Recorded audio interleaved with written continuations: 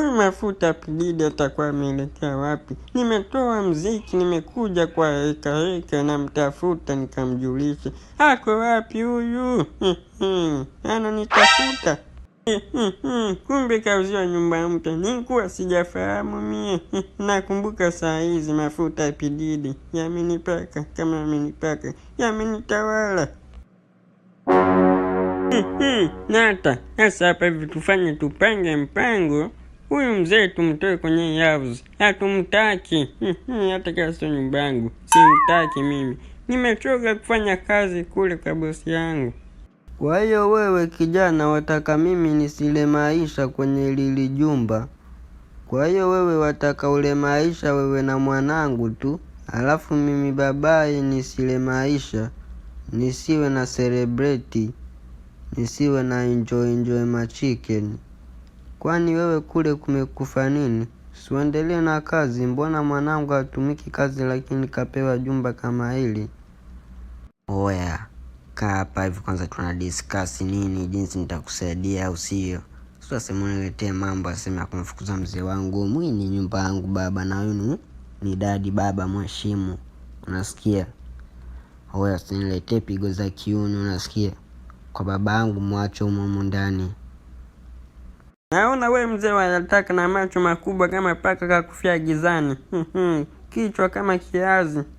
Waona jinsi rafiki yako anza kunichamba, mimi mwenzenu naanza kulegea lege.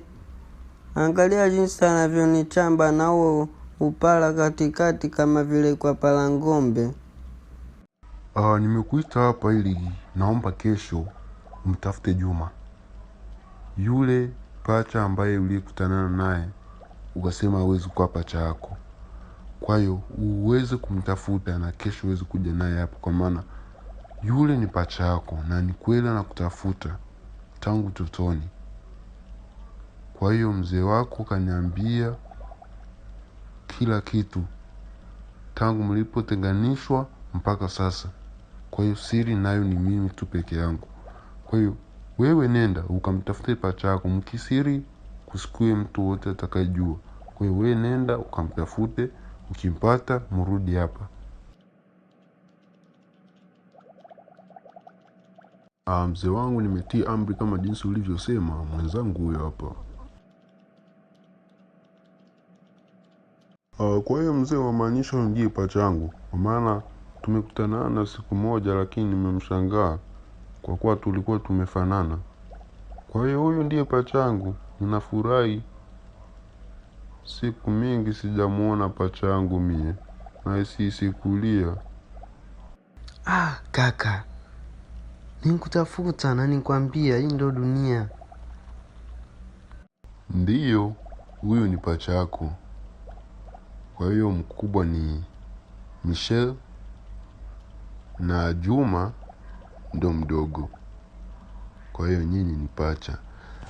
Na kingine, Juma umeachiwa lile gorofa la pale nchini Amerika ulimiliki. Na wewe Michelle umeachiwa usimamie kampuni ya babako. Kwa hiyo mtasaidiana mwe na Juma.